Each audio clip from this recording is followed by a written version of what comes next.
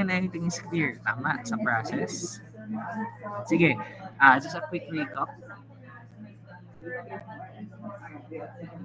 Sige, just a quick recap. Allow me to share my screen.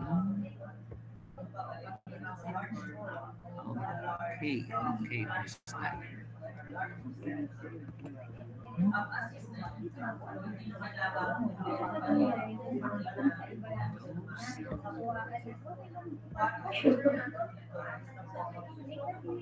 Okay, so we discussed this integer programming algorithm. So we have branch and bound.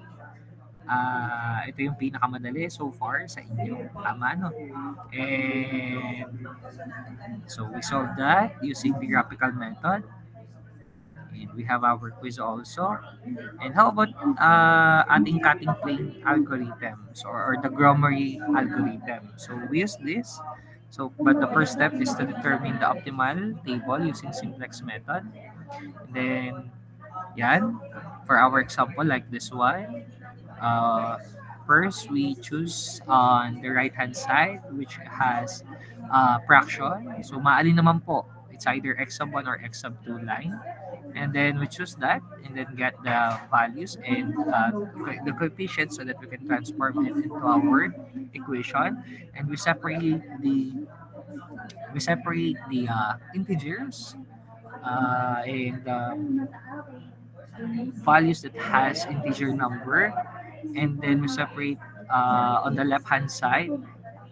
The right hand side is our fractions, so that's why we got those and set as our Grommery constraint.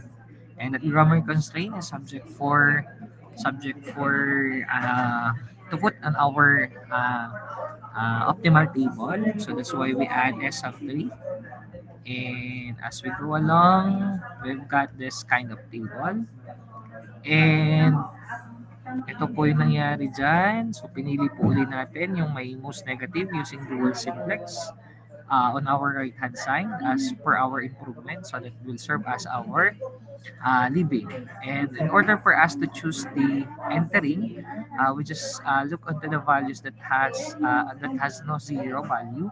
So that's why it's 11 third, 1 third, and negative 1 third, and negative 2 third. However, we'll just divide to each other 11 third divided by 1 third, and we'll just get the absolute number. And from those absolute number, we will just choose the lowest absolute number in order for us to determine the entering. So that's why in the next table, became like this, but hindi pa rin integer. So that's why we cut onto the x2. So yun. Hanggang sa marating natin si optimal table natin. Okay? Since you don't have any question, try nyo din po ba yung ating mga tawag dito, yung ating mga problem sets na yan. So kindly try your best na sagutan po yung mga yan. Ano? Para po kayo ay makapractice talaga. Okay. So, at this moment, let us introduce the ACS part of OR2. Ano?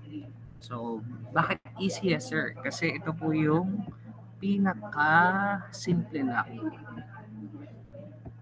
Okay? This is called as dynamic programming.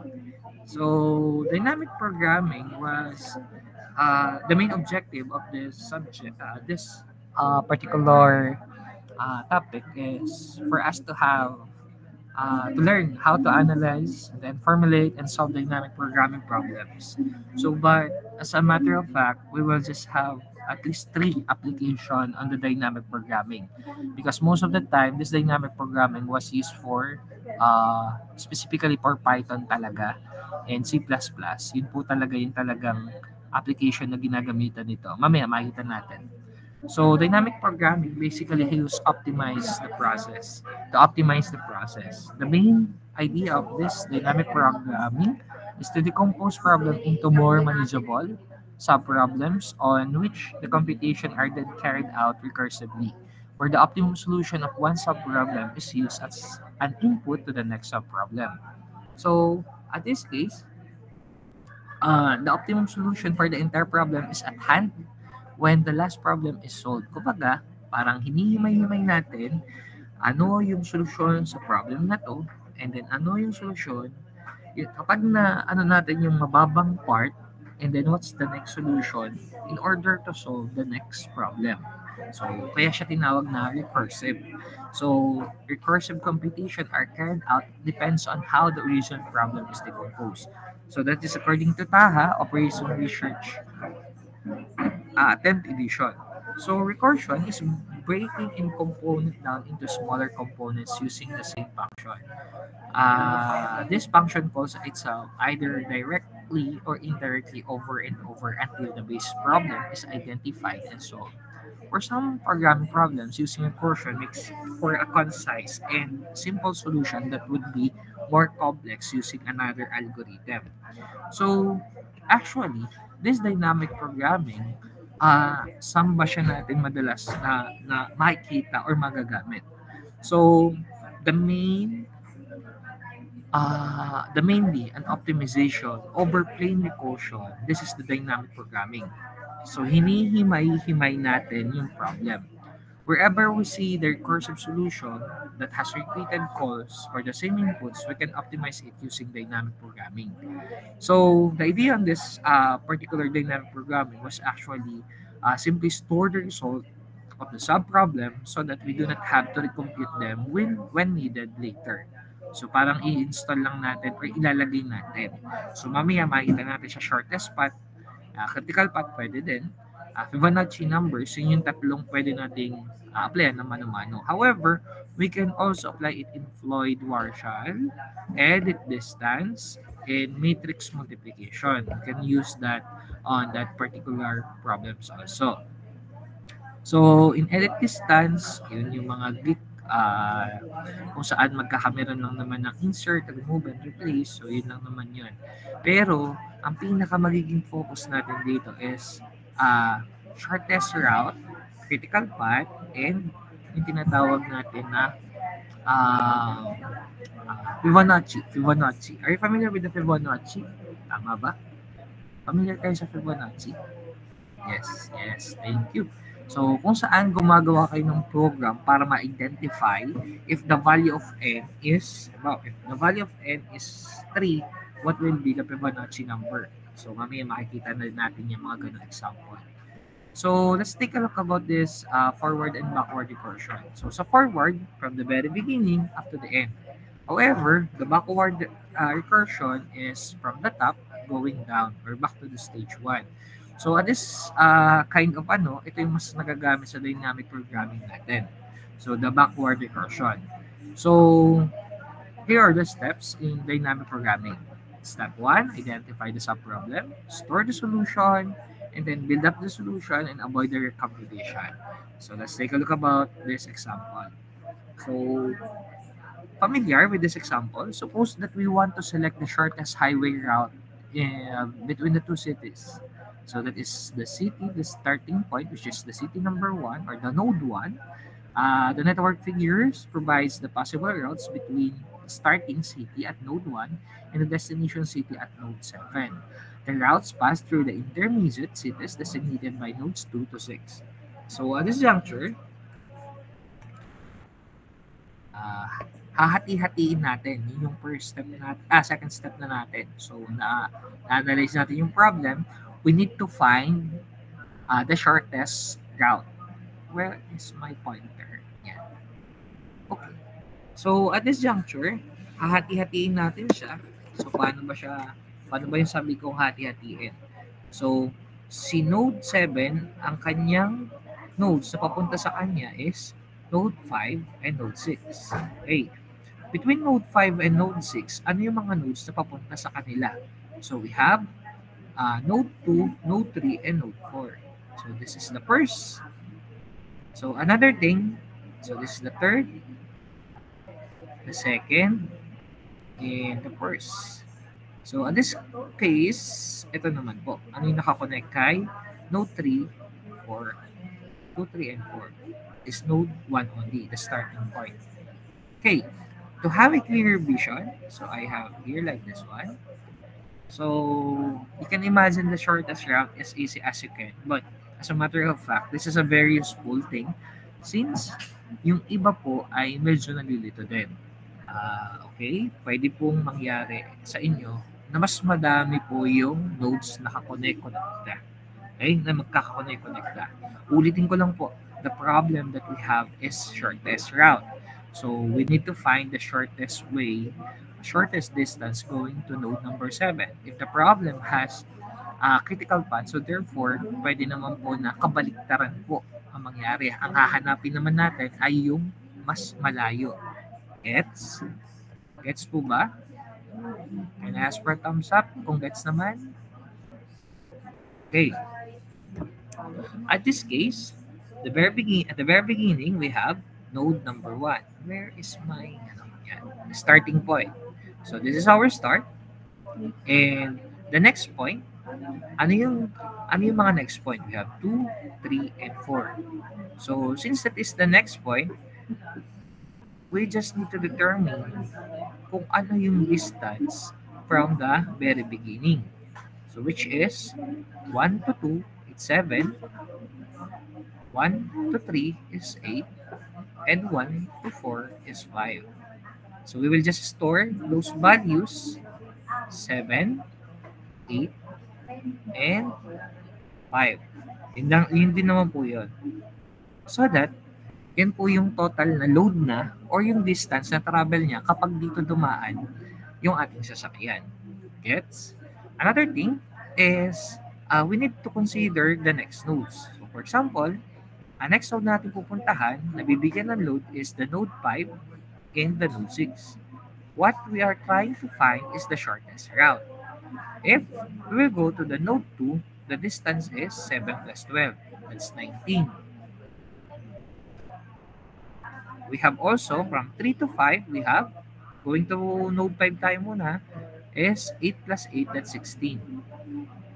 And another node is 4 to 5, which is 5 plus 7, which is 12. And the shortest is 12. So we can neglect these nodes. Node 2 to 5 and node 3 to 8. 3 to 5, sorry. So we will consider 4 to 5, which has a distance of 12. Can you still follow? Can I ask for a thumbs up? Okay, thank you so much. So next, how about in node number 6? In this case, we have only two nodes that are connected to node number 6, the node 3 and the node 4. And at node 3, we have 3 to 6, which is 8 plus 9, we have 70. And we have 4 to 6, which is 5 plus 13, which can give us 18. So in this case, we can choose the node 3 to 6. So which can give us 17. Now, that is the stored number. So, copy lang natin dito. So, if node 7 naman, yung last destination natin, ano yung mga nakakonect sa kanya? Of course, we have 5 and 6. In this case, ano po yung magbibigay sa atin ng shortest route? We have node 5 to node 7, which is 21, kasi 12 plus 9. And node 17 plus 6, that is 23. So, therefore, the node na perong magbibigay sa atin is node 5 to 7. And if you will try to track that, ito po yung mga node na yan. This one, and this one, and this one, and this one, of course. So therefore, the path that we're going to follow is from node 1 to node 4 to node 5 to node 7 to have a minimum value of, or minimum or shortest value or shortest distance of 21. Question. Can you follow po? So, kita ba kung paano maghimay-himay kada stage? So, ganun lang po kadali yung ating shortest route. Ulitin ko lang po, shortest route yan. Pag critical path, longest path, yung pinaka-malaki po. Tama? Tama po ba? Intindihan naman? Sige. Pinakamadali ano? So, let's take a look about, yan din mo yung sagot na. Let's take a look about the Fibonacci sequence. Familiar with the Fibonacci sequence? We have, yeah, this is the Fibonacci sequence. 1 at n is equal to 1, the value of Fibonacci is 1. At n is equal to 2, the value is still 1. Ano? At n is equal to 3. So how did you compute that? 1 plus 1 is 2. 1 plus 2 is 3. 2 plus 3 is 5. 3 plus 5 is 8. And 5 plus 8 is 13. 18 plus 13, we have, anong value niyan? Hanggang sa makarating tayo. So, this is just a program na pwede nating sabihin na recursive. Ito naman is pag-create lang ng program. Pwede nyo pong itry sa C++, Python, Jupyter, yan, yung mga ilan sa mga pwede nyo po. This is the memoirs approach in programming. And another one is the bottom-up approach, kung saan iisa din naman po yung kalalabasan yan. So, for the meantime, we need to find the Fibonacci, the value of Fibonacci number 5. It's very easy, di ba? Di ba? Ang sabi ko nga sa inyo, 1 is 2. We have 2, 3, and we have 2, and 3 is 5. At n is equal to 1, at n is equal to 2, at n is equal to 3, at n is equal to 4, and n is equal to 5. But, syempre, we need to determine those Fibonacci number na talagang pagdadaanan natin. So, at 5 equal to 5, ano ba yan? So, of course, Fibonacci at n is equal to 4 and Fibonacci at n is equal to 3. And we're going to analyze the Fibonacci na dadaan pa dyan is Fibonacci at n is equal to 2 and Fibonacci at n is equal to 1. So, yan yung pinakadulo kasi ang Fibonacci natin simula ay 1 and 1. And of course, Fibonacci at n is equal to 3 at Fibonacci at n is equal to 2. Dulo na to. So, kasi 1 pa rin naman yan. At this case, we have Fibonacci at n is equal to 2 and Fibonacci at n is equal to 1. So, paano natin siya in-analyze? Sinimay-himay natin 1 and 1. So, that is Fibonacci at n is equal to 1 and Fibonacci at n is equal to 2. So, we will have 2. That is equivalent to Fibonacci at n is equal to 3. Gets? And then, we have 1 also. 1 plus 2 is 3. That is equivalent also to the Fibonacci at n is equal to 4. Then, going back here, Fibonacci at n is equal to 2 is 1, and 1 is will serve as a 2, and then 2 plus 3, we have 5. Gets? Gets po ba si Fibonacci? So, yan lang po naman yung ating dynamic programming. Yan tatlong process po na makikita nyo po. Diba madali lang? May itatama na po sa sagot. Yan, ito lang po yung paghihimay-himay natin. So, at least meron na tayong itatamang isa sa sagot. Sa quiz. Ano? Tama ga?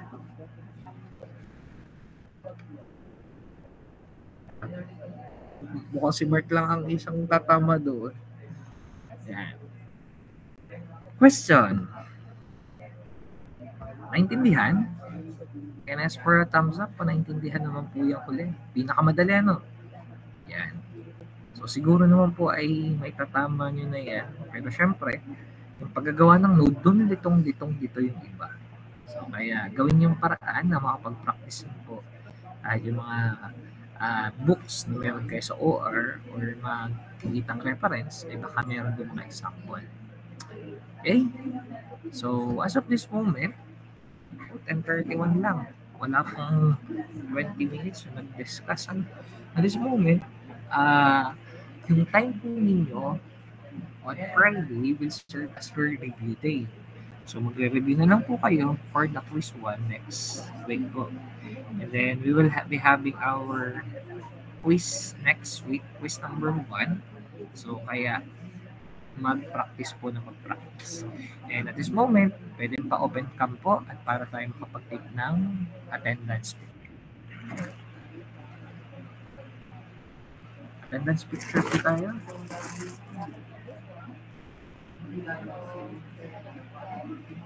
Uy, attendance po yung iba. Okay.